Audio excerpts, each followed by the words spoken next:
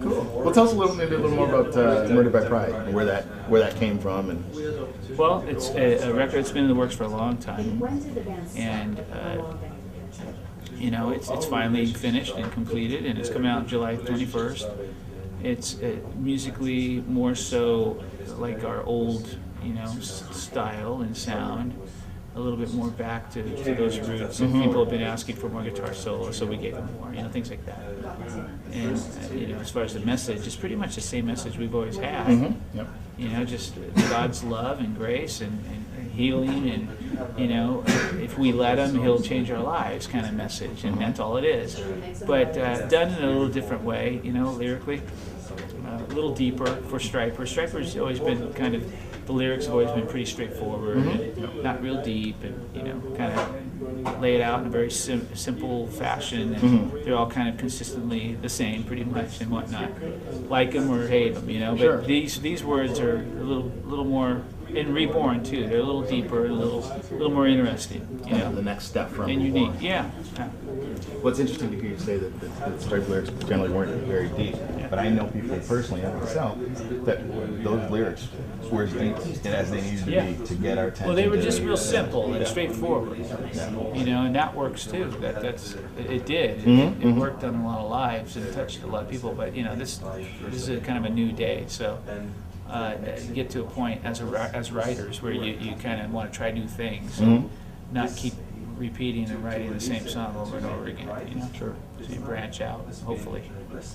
When To Hell with the Devil came out, I was helping at our church with sound. There's a fairly big church in Detroit, and my buddy brought me the copy to listen to it, and I was like, I gotta hear it right now. I was like, I can't wait to talk to church.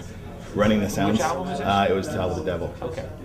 And I'm running the soundboard, and I'm like, it's one of those things where you got a 3,000 seat church, you got to watch all the cues, and I'm in the back room, but I'm in the back listening to Hell with the Devil, track by track one, making sure I'm not missing, opening the curtain for the pastor or something like that. But it was like, that was my first introduction. Did you like the album when you heard it? Yeah. Oh yeah.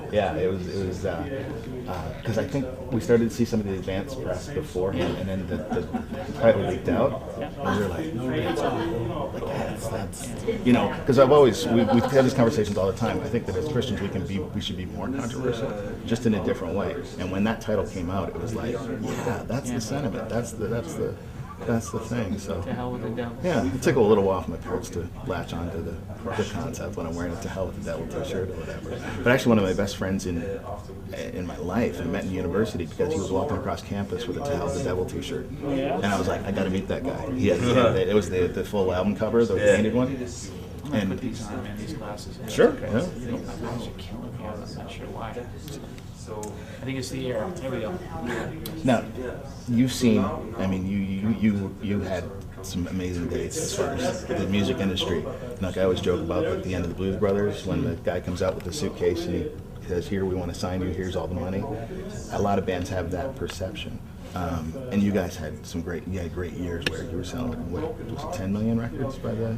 I think it keeps slowly creeping up. Realistically, I'm going to say it's probably more in the 7 million range.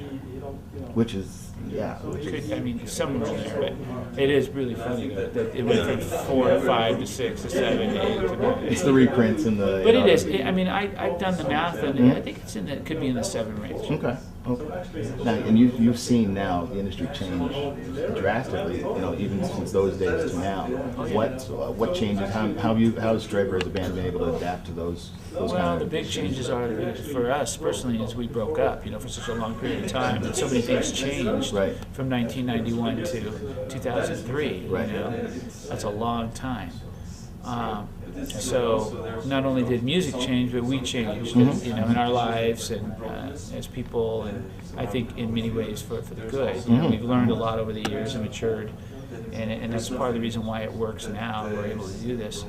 But yeah, the music industry is so different nowadays. With the outing of cassettes and vinyl. Well, vinyl's now collectible, but CDs are basically eventually going to be obsolete. Right. And it's all going to be, media, MP3s, flash drives, digital, and it's interesting because I think it's going to get to a point where what are you going to do with packaging? Right. Yeah. They include artwork and whatnot on these files and everything, but I mean, It's not the same as it's holding a holding it in vinyl, your you know, hand. yeah. But those days are coming where you won't be able to hold it in your hand. Right. Yeah. So it's really interesting for bands like us that are visual. We're a very visual band. Videos, we're a video band. Sure, That yeah. video era. Those days are gone. It's it's weird. We had that conversation too, where we talk all the time about video. 4 years ago, music video. I had a band that I was working with that got Much Loud, which is a Canadian much better MTV, and we got 12 plays. And we were ecstatic, right?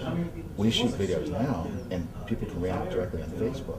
So we find that music video is able to come back in a different format. We can eliminate the middleman, and hoping that MTV does it. I mean, is that something that you guys are looking at as far as the next wave? Not really. I mean, as far as videos go, no. We haven't really discussed videos lately. Okay. Hopefully, we'll make one. Sure. It'd be nice to make a really killer video. I think people would like that because, again, we're a high energy band, right? Moving around, and it's very visual, Yeah. and it's kind of fun to watch.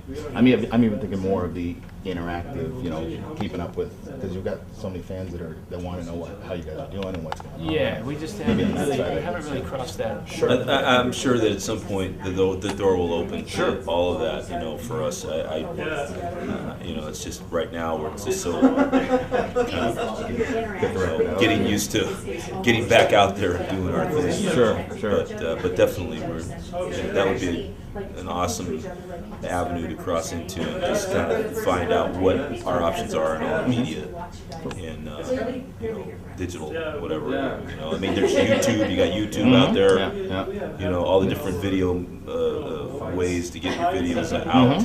And YouTube, man, oh my gosh, you just go and you see a baby dancing and it's got 3 million hits. Yeah. And you're like, my gosh, it's incredible. It is. So I mean, who's to say? And like I said, I've got okay footage from that show and 20,000 views. Yeah. Like it's a great opportunity.